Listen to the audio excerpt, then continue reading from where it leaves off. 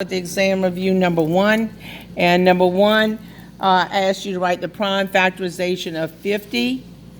You start with your factor tree, and it doesn't matter which numbers you pick as long as it's 2 factors of 50, and you break it down until you're into your prime numbers. When you rewrite it, you start with your smallest number, 2. I underline as I go so that I know that I've used it, times 5 times 5. When we write as a regular number, we call it standard form. And if we write it stretched out, that helps you remember, it is expanded form, or we can use exponents, 2 and 5 times 2 times 5 to the second power. So if you write 2 times 5 times 5 or 2 times 5 to the second, either one of those would be acceptable. Going to number 2, the number of students in middle school can be written as 5 to the third. How many students are enrolled? The biggest mistake people make is to tell me that this is equal to 15. 5 to the third actually means 5 times 5 times 5. Following your order of operations, you multiply left to right. 25 times 5 is 125. Final answer. Going to number 3, write an algebraic expression that can represent 2 pairs of jeans,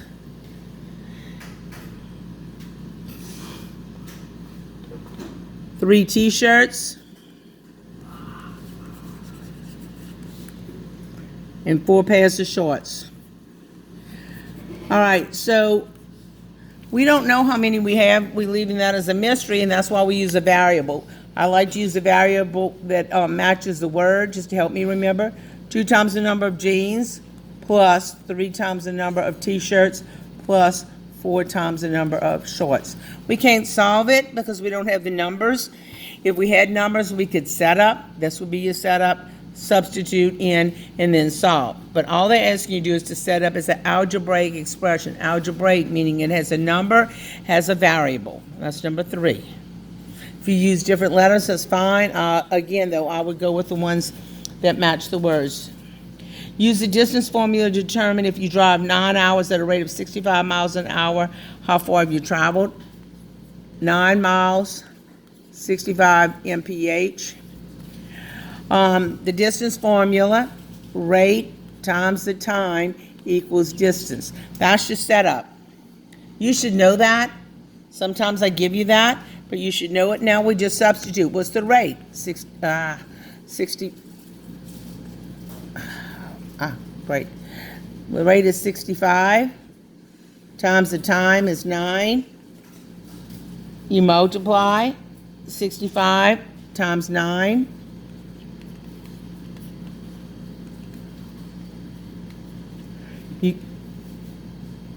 Equals distance.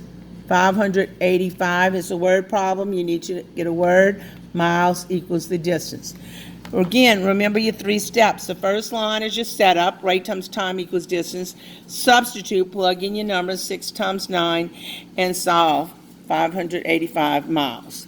If you have questions, we'll go over them afterwards. Let's keep moving so we can go through all of them. Use the perimeter of a rectangular formula to find the perimeter of a yard with a length of 60 and a width of 80. Length of 60 and a width of 80, and we're looking for perimeter. Now, and that would be feet. What is perimeter? Perimeter is distance around a figure. It is kind of weird. I like to think of length as being the longer side, but that's not always the way it's listed, and it really doesn't matter. We want to know the distance around the figure. So the answer a lot of people jump to is 140 because they see 2 numbers, but we have 4 sides, and opposite sides of a rectangle are congruent, of the same length. So we have 80 plus 60 plus 80 plus 60, or 2 times the length times 2 times the width. And you can call either one your length or your width. Again, they were saying, actually it's in drawing to proportion, but you get the idea. I guess I should have put your 60s here and your 80s here, your longer side, obviously. but 2 times the length, and you can call either one you want your length. I like the longer side, even though they kind of worded it differently. And 160 plus 120 is 180 feet, not square feet, square feet, 280, sorry, 280 feet, not square feet, that would be area, 280. Or you could have said 80 plus 60 plus 80 plus 60. Take your distance around, add it up. I like to look for number pairs. That's 12 and 2 and 8 be 20 and 8, 28. Again, 280 feet. Get in the habit of circling your final answer so you can find it. All right, number 6, the equation. Oh, y'all better get this one right. 13 plus A equals 51. Remember, whatever you do to one, you have to do to the other. And the whole idea is to get the variable by itself. So we have 13 plus A equals 51. We need to get rid of the 13. We use the absolute value, the opposite of 13. 13 minus 13. If I have 13, then I want to get rid of it, I got to take away 13. And whatever I do to one, I have to do the other. So I took away 13 on this side. I have to take away 13 on this side. It zeroes out. Their additive inverses equaling 0. A equals, and you can do the math. 51 minus 13, take it on the side if you can't do it in your head. Perfectly fine, it's okay. A equals 38. And you can check it. You can go back to your problem. Yep, 38 plus 13 is 51. Okay, moving on, number 7. Okay, we're going to come back to that one because we have to pull out the textbook from that, but it's textbook page 625. We'll come back to that one. Let's go on with the ones that we have on the sheet here. 8, write the number 7 and 3500ths. And is represented by the decimal. And when we write a decimal, it ends in the name place. 7 and 25 ending in the hundredths place. All right.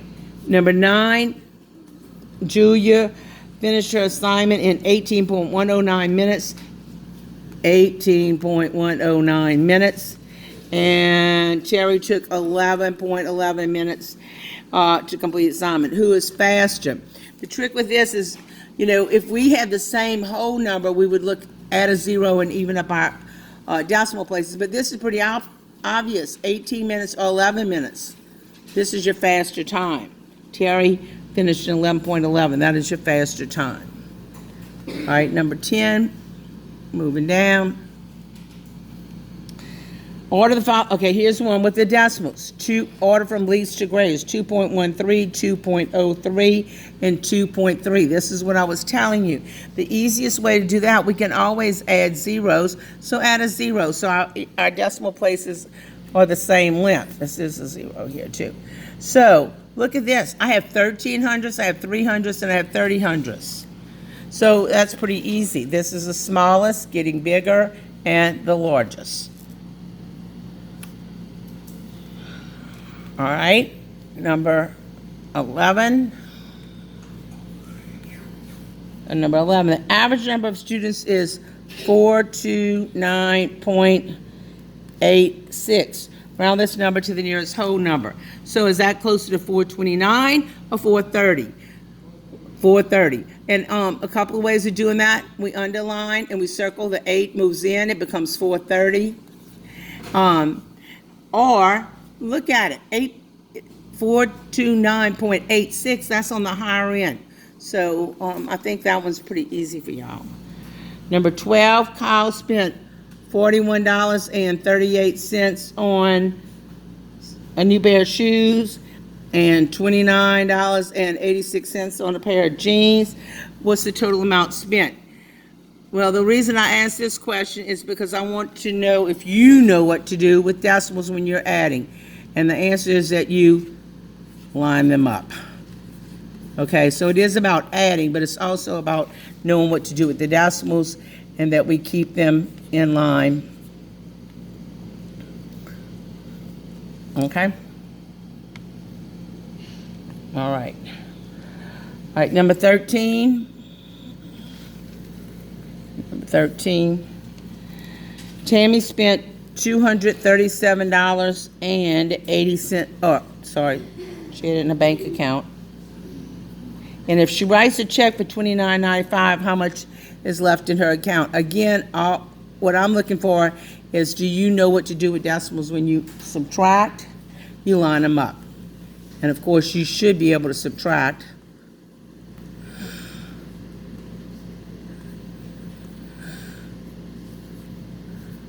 $207.85, and that would be dollars.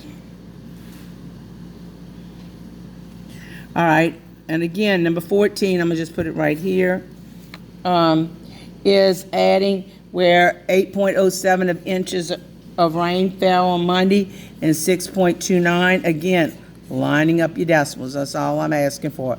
Now, if you can't, and then always put your unit. All right, a recipe calls for 2.75 ounces of walnuts. Number 15, 2.75 ounces of walnuts. We need 5 cans of them, or 5 whatevers of them, jars, whatever. Again, what I want to know is if you know what to do with your decimal when you multiply. And in multiplication, we count and tell yourself how many places behind the decimal, 2, how many behind the decimal, 2, and ounces. Okay? During a trip, Ken used 18 gallons of gas and traveled 19.62 miles. How many miles per gallon? How many miles do you travel? 19.62 times 18. That's problem number 16. Again, testing it if you know what to do with your decimals.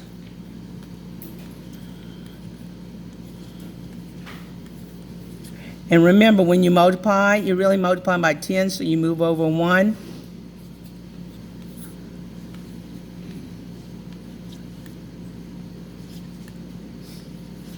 And count places behind the decimal. If you catch anything on the way, let me know, but there should be miles.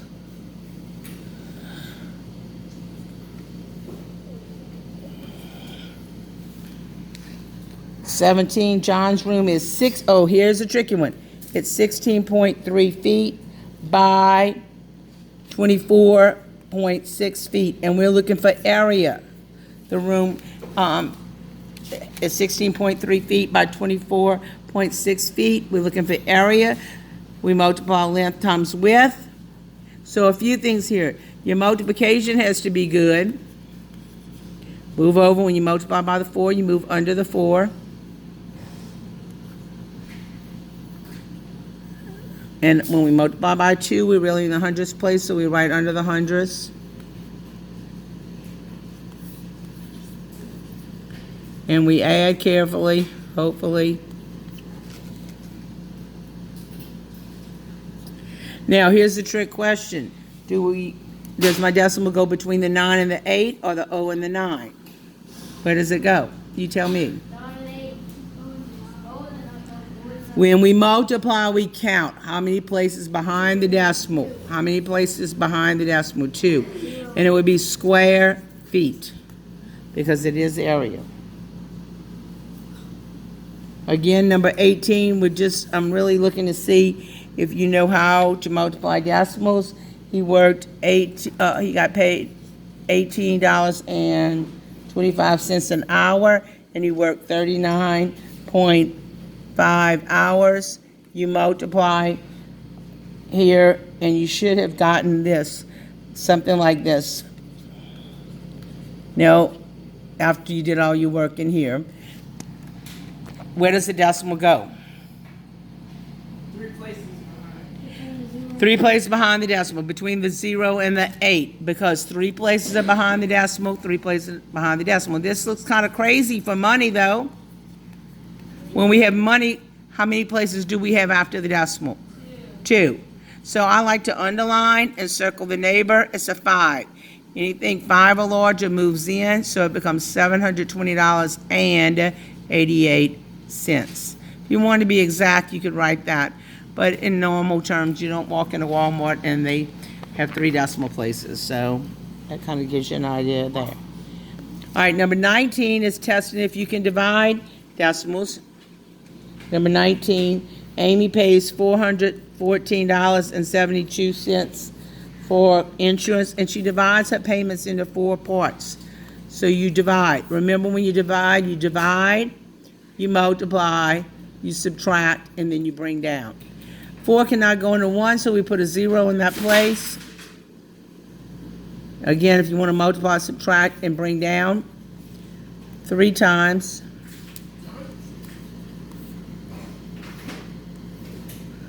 Bring up your decimal.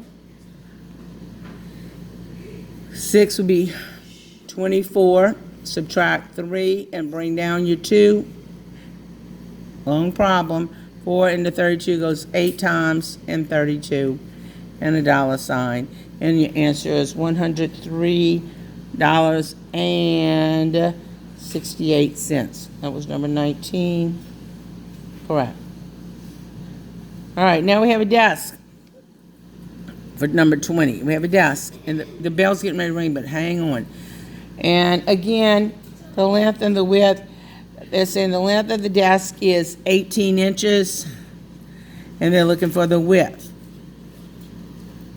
And it could be vice versa, but one side is 18 inches. If one side is 18 and we have a rectangle, the other side is 18. So the total perimeter was 60. So what is 18 plus 18? 36. So we can get rid of the 36. We've already found those inches. We have 24 inches left over. Does that mean each side is 24 inches? Each side is 12. 12 inches and 12 inches. Okay? Makes sense? Makes sense? All right. So the answer to the question would be 12 inches. All right? Perimeter. All right, we're going to stop right there. We will go over this at 4th period. We'll go over the rest of it.